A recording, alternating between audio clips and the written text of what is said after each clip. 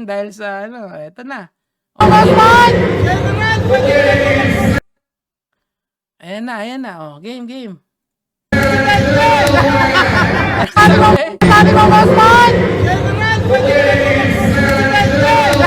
Ba't hindi na... Wag lag pag...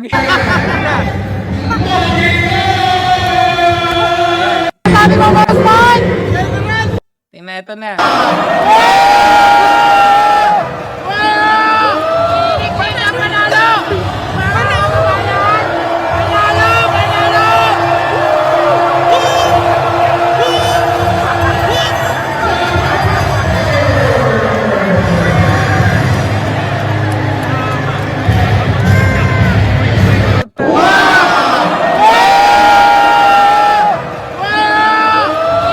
Tinataranta. Alam nyo guys, ako naman, mahal ko ang ating gobyerno, pero huwag nyo naman kaming tarantaduhin ng ganito. Total!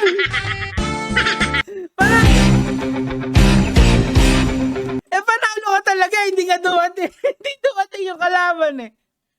TKO by default, sabi nung nandyan sa comment section. Oh. Tangina.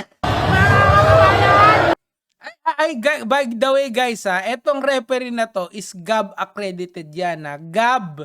Galing ng Games and Amusement Board yan. Putang ina. Professional yung referee na yan. Tapos ginago lang tayo. Parang ginago tayo, Brad Putang ina. Para kaming ginago dito tol Utay na, sige na nga. Okay na yan. Panalo! Oh, 1-0.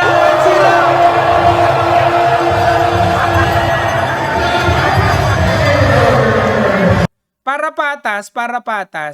Meron kasing interview dito si Baste, okay? Papanoorin din natin para lang hindi matanggal yung umay niya.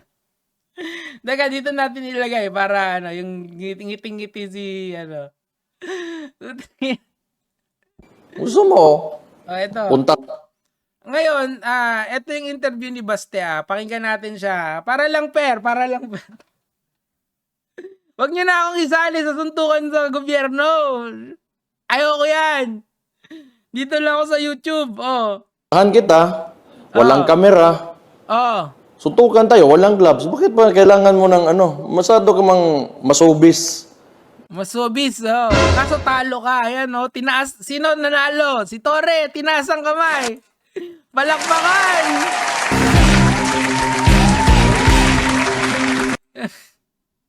Ganito yan.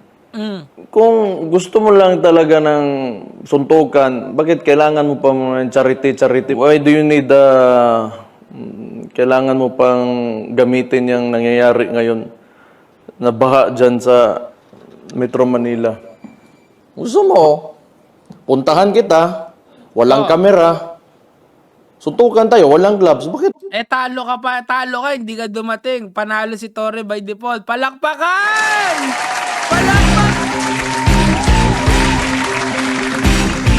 Ay, sarap mapahiya tuloy. Kailangan mo ng masyado ka mang masubis. Bakit naman ma-showbiz? Tuloy. Well, di ko alam kung if you're really serious about this, kung gusto mo yung charity na yan and you've laid some conditions, then let me lay my own conditions for the event. Kung serious ka talaga but I cannot be there sa Sunday. Bakit ayaw?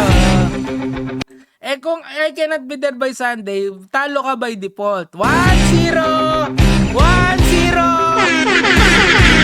Tuloy, mabuhay si General Torre, palakpakan!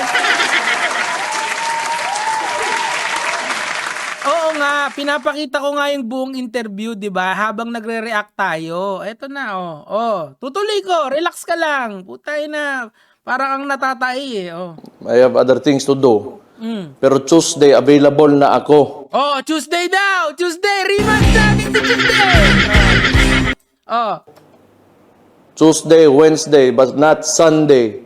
Tuesday, Wednesday, or any other day. Kaya, I think mas okay para sa'yo kasi mas may oras ka pa para mag-ensayo. Kasi medyo yung pagsuntok mo, pag jab mo, nakababa ka agad yung kamay mo, kailangan nakadepensa yan sa mukha mo. Oh. Pag jab mo, balik ka agad sa mukha, ha? So, konting advice lang, mag-ensayo ka. Okay, so anuhin natin yan okay, bibigay ko sa inyo yung timeline na para lang alam nyo. Kasi para hindi kayo nalilinlang ng mga tao na to Teka lang. Papakita ko sa inyo, okay. May notepad tayo Okay, teka, papakita ko lang sa inyo na nung July 20, teka, lakihan natin yung para nakikita nyo, 300, Tandaan nyo, nung July 20, ito yung hamon ni Baste. Nung July 23, ano nangyari? Pumalag si Torre. Di ba? Tama. Tapos, 24, 25, 26, 27, boxing event, tapos Singapore. Alam niyo yung rason niya dito ng 24, 25, 26. Ang rason niya dyan, magpa-drug test lahat ng government official. Okay? Anong sabi ni Ping Lacson dyan? Di ba? Naalala namin yan, baste. May internet naman para balikan lahat yan Anong sabi ni, Ang sabi ni Ping Lacson dyan, imposible yan. Impossible condition daw yan. Impossible condition kasi 18,200 lahat ng government official, di ba? So kung 18,200 lahat ng government official, alangan namang lahat 'yan magpa-drug test para lang matuloy yung laban, di ba? So the answer is no. Kasi may chance ka na ngayon, iniiba na naman nila yung kondisyon kasi napahiya, di ba? Pahiya talo ni Diwata talo. Di ba? Hindi ako bias kasi eto lang yung sa akin. Kasi kung alam niyang aalis siya ng 27, di sana ang una niyang sinabi, i-reschedule natin yung laban kasi aalis ako ng 27. Tandaan niyo, ang una niyang sinabi, magpapadrug test. Nito na lang yan kasi nga napapahiya Ang Duterte brand kasi macho. Putya, tatalunin ka ng matandang pulis. Di iyak ka lalo. Nandiyan naman yung schedule yung napanood ko, napanood nyo na rin. Mahirap bang intindihin yun? Napahiya yan. Damage control ang tawag dyan. And the winner is...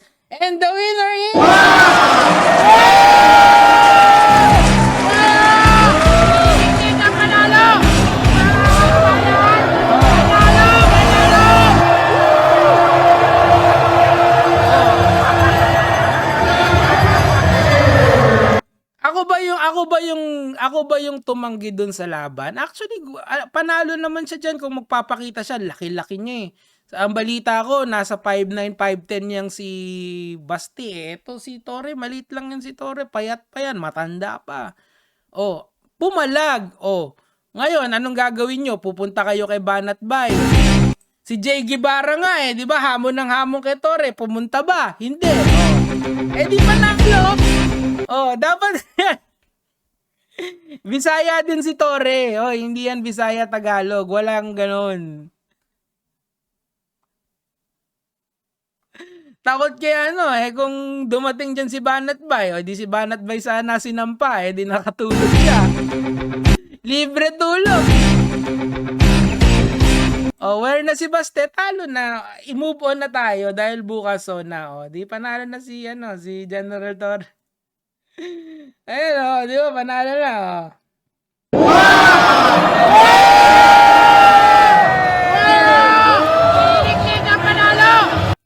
Teka, tingnan natin. Baka may update na. Teka. Ay, nako. Di baling wag nang mag-impeachment. Mag-boxing na lang. Yan ang tama. Trial ba yun? Tingnan natin kung may kung may meron ng update sa PNP. Teka lang mga lods Wala si Basti naman yung hindi dumating di ba? Kung dumating siya diyan. O kaya ni-reschedule niya na wala na tapos na talaga. O paano? Ano na kayo. Maraming salamat po dun sa mga 31 million na nakinig dito. Pa-subscribe lang po. Panalo si General Torre. Palakpak! Palakpak! Dito! Okay, mga lods. Bye-bye. Love you.